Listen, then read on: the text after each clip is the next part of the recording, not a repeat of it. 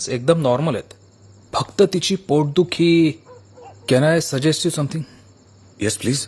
आपण एखादा चांगला सायकॅट्रिस्ट डॉक्टर ती वेडी नाहीये. प्लीज ओव्हर रिॲक्ट करू नकोस. माणसाचं शरीर जसं आजारी पडतं तसंच त्याचं मनही आजारी पडू शकतं. डॉक्टर मेंटल स्टॅबिलिटी जाईल असं काहीही घडलेलं नाहीये घरात. आम्ही लव्ह मॅरेज केलंय. मित्र आहोत आम्ही एकमेकांचे. सगळ्या गोष्टी शेअर करतो. मुळात मनात काही साचलेलंच नाहीये तर हे अशा पद्धतीने कसं बाहेर पडेल? शरद, मनाचं काही सांगता येत नाही. ते आपल्याला हवं ते साठवतं, पण त्यापेक्षा कितीतरी जास्त आपल्याला नको ते साठवतं. एनिवेज, माझ्या सांगण्याचा विचार कर. Don't worry, everything will be all right. काहीही वाटलं तरी फोन कर. आणि एक गोष्ट नेहमी लक्षात ठेव, यश मिळेपर्यंत माणसाकडे दोनच पर्याय असतात.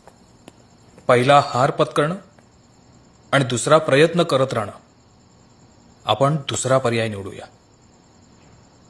Yes doctor. आणि उद्या आमच्या लग्नाचा वाढदिवस आहे. जवळच्या लोकांसाठी एक छोटंसं गेट टुगेदर ऑर्गनाईज केलंय.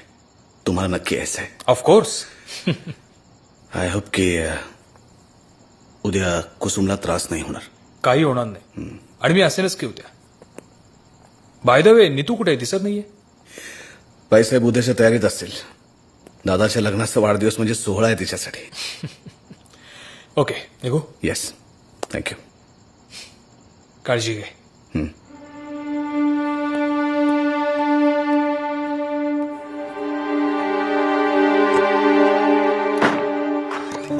गुड मॉर्निंग दादा. Good morning. लग्नाच्या वाढदिवसाच्या खूप खूप खूप शुभेच्छा. माझी सगळी तयारी झाली. हे बघ मी काय काय आणलंय. हे इथे लावायचं.